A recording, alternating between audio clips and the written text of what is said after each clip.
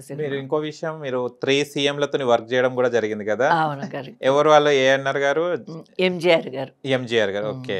ఎంజీఆర్ గారు. తమిళ్లో అయితే నేను రజనీకాంత్ గారు, కమల్ గారు, శివాజీ గణేషన్ గారు, హ్మ్, ఎంజీఆర్ గారు, విజయ్ కుమార్ అందరి హీరోలతో హీరోయిన్‌గానే చేశాను. హ్మ్. అందరితో హీరోయిన్‌గా చేశాను. తర్వాత క్యారెక్టర్స్ కొన్ని చేంజ్ అవుతూ కొంచెం క్యారెక్టర్స్ డిఫరెంట్‌గా చేయడం మొదలుపెట్టాను. ఓకే. సేమ్ థింగ్ తెలుగులో కూడా కొంచెం గ్లామర్ క్యారెక్టర్‌గా వచ్చినా కూడా తర్వాత మంచి డిఫరెంట్ క్యారెక్టర్స్, పిన్ని క్యారెక్టర్స్, తర్వాత కొన్ని గయ్యాళి క్యారెక్టర్స్, ఇవన్నీ డిఫరెంట్ క్యారెక్టర్స్ చేస్తూ మళ్ళీ మంచి క్యారెక్టర్స్. అవును. ప్రతిఘటన లాంటి క్యారెక్టరు, చైతన్యం అని ఒక మంచి క్యారెక్టరు చేశాను. మదర్ క్యారెక్టరు, తర్వాత ఏదైనా క్యారెక్టర్ ఆర్టిస్ట్‌గా కోటగారి వైఫు, చంద్రమోహన్ గారి వైఫ్ రాజా సినిమాలో. అవును. అది కొంచెం గయ్యాలి క్యారెక్టరు. అది బాగా పేరు తెచ్చింది మీకు. ప్రకాష్ రాజు గారితో సినిమా. తర్వాత బడ్జెట్ పద్మనాభంలో ఒక డిఫరెంట్ క్యారెక్టరు. అలాగా మళ్ళీ అన్ని క్యారెక్టర్స్ చేశాను. ఒకటి కామెడీ చేశాను. అవును. బోలెడన్ని సినిమాలు కామెడీ. తమిళ్లో కూడా అలాగే చేశాను. డిఫరెంట్ క్యారెక్టర్స్ కామెడీ చేశాను. గ్లామర్ క్యారెక్టర్స్ చేశాను. ఫస్ట్ స్టార్టింగ్లో హీరోయిన్ చేశాను. అలాగా అన్నీ చేసుకుంటూ ఇప్పుడు బామ్మ క్యారెక్టర్ వచ్చేసారు. వచ్చాను. మధ్యలో చాలా గ్యాప్ ఇచ్చారమ్మా. F2 కన్నా ముందు చాలా గ్యాప్. ఎందుకంటే అదే మెయిన్ రీజన్ ఏంటంటే నేను షిఫ్ట్ అవ్వకపోవడం. అచ్చా, హైదరాబాద్కి రాకపోవడం. హైదరాబాద్కి నేను 2000 తర్వాత రాలేదు. కానీ మధ్యలో ఏదో ఒకటి పిలిచేవాళ్ళు. రాఘవేంద్ర గారి సినిమా పాండురంగుడు అచ్చా. బాలయ్య బాబుతో చేశాను. తర్వాత మధ్యలో మౌలి గారి సినిమాలు అవి ఇవి, కానీ తక్కువ. అదే 2000కి ముందు సంవత్సరానికి 34, 35, 40 వరకు కూడా చేశాను. 40 సినిమాల వరకు కూడా చేశాను. 2000 తర్వాత ఏమైందంటే నాకు ఫ్యామిలీలో పాప చదువు ఒక డిస్టర్బెన్స్. అక్కడి నుంచి ఇక్కడికి చేర్పించాలంటే లాంగ్వేజ్ తెలుగు లాంగ్వేజ్. అప్పుడు పాప 7th స్టాండర్డ్ 8th స్టాండర్డ్ చదువుతుంది.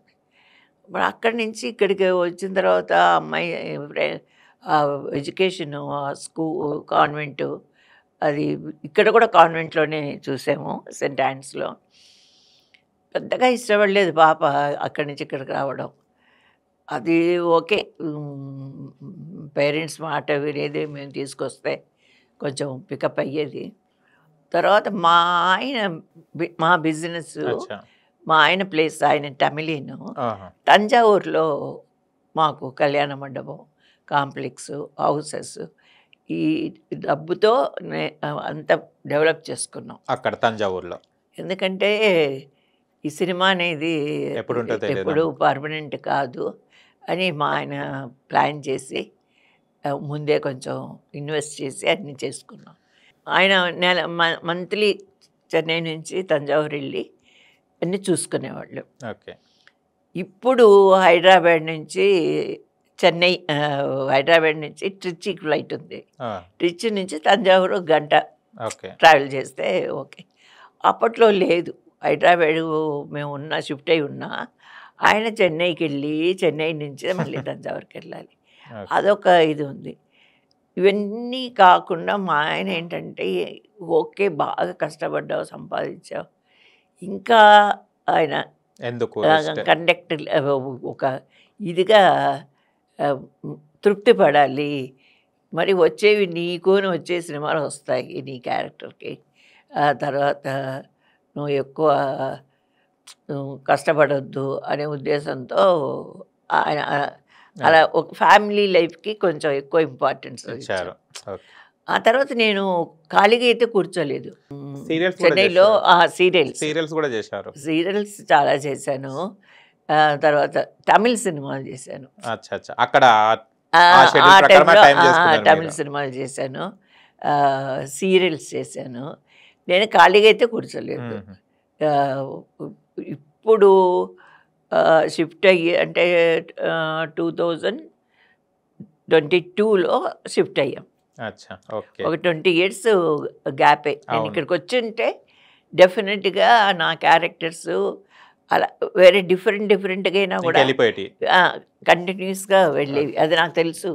అది నేను అప్పుడప్పుడు ఫీల్ అవుతాను, నేను అప్పట్లో వెళ్ళింటే బాగుండేదేమో అని.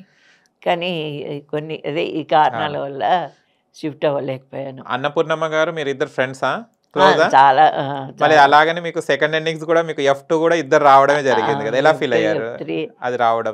నిజంగా చాలా సంతోషం. నిజంగా అది దిల్ రాజు గారికి అనిల్ రావిపూడి గారికి నేను చాలా చెప్పాలి, కృతజ్ఞతలు చెప్పుకోవాలి. ఎందుకంటే ఆ క్యారెక్టర్ని కరెక్ట్గా చూస్ చేసి మళ్ళీ చెన్నైలో ఉన్నా కూడా నన్ను రప్పించి ఆ క్యారెక్టర్ ఇచ్చినందుకు నిజంగా చాలా సంతోషం ఇస్తుంది. అది చాలా పెద్ద విషయం. ఇక్కడే లోకల్లోనే హైదరాబాద్లోనే ఇంకొక ఆర్టిస్ట్ని వేసుకొని కానీ అంటే పాత ఆర్టిస్ట్ని మళ్ళీ ఇంట్రడ్యూస్ చేయాలి అనే ఉద్దేశంతో పిలిపించారు. అది చాలా మంచి, చాలా ఎంకరేజ్మెంట్ కదా మా లాంటి వాళ్ళకి, చాలా మంచి ఎంకరేజ్మెంట్. ఆ తర్వాత F3 చేసాము. ఇప్పుడైతే ఏదో చిన్న సినిమాలు చాలా వరకు చేశాను. కానీ ఇప్పుడున్న డైరెక్టర్స్, పెద్ద డైరెక్టర్స్, ఇప్పుడున్న డైరెక్టర్స్ నాకు తెలీదు, అంత పరిచయం లేదు, తెలీదు. కానీ మళ్ళీ మా బామ్మ క్యారెక్టర్స్ అలాంటివి వస్తే చేస్తే ఏదైనా హిట్, మంచి హిట్ అయిందంటే ఆటోమేటిక్గా సినిమా ఫీల్డ్ గురించి నాకు తెలుసు. 52 ఇయర్స్ అయింది నేను వచ్చే ఫీల్డ్కి, 54 ఇయర్స్ అయింది వచ్చి. కాబట్టి అన్నీ చూసేసాను. ఇప్పుడు టైం పాస్ కి మీకు ఓన్లీ కాలక్షేపానికి చేసుకోవాలి. కానీ ఒక్కసారి F2 డైలాగ్ చెప్తారా? F3ది అని అంటారు కదా, అదేంటి వెంకటేష్ గారితో, ఎంత ఉంటే గంతే. కాదు ఫ్రెష్ అంట, ఫ్రెష్. అప్పట్లాగా నువ్వు ఇప్పుడు ఫ్రెష్గా ఉన్నావా ఏంటి? అవును, వెంకటేష్ గారు సూపర్. కానీ అది చాలా కామెడీ అండి నిజంగా. మిమ్మల్ని, మీ ఇద్దరిని, అన్నపూర్ణమ్మ గారిని మిమ్మల్ని చూస్తే మాత్రం నవ్వు ఆగదు అసలు. ఇప్పుడున్న జనరేషన్కి ఇప్పుడు పిల్లలు అవును ఎక్కడైనా సినిమా థియేటర్కి వెళ్ళినా, మాల్స్కి వెళ్ళినా, ఎక్కడికి వెళ్ళినా కూడా గుర్తుపట్టేస్తున్నారు F2 అని. అదే మాదిరి రాజా వెంకటేష్ గయ్యాడి పిన్ని, ఆ సినిమా కూడా చాలా జనంలో ఎక్కింది. అది ఎందుకంటే ఈటీవీలో ఓల్డ్ మూవీస్ చాలా వేస్తున్నారు కాబట్టి అందరికీ కొత్తగానే ఉంటుంది. ఎక్కడ చూసినా అమ్మ మీ సినిమా నిన్న చూసాం, అమ్మ మీరు 500 సినిమాలు చేశారమ్మా, 600 చేశారమ్మా అని అడుగుతుంటారు.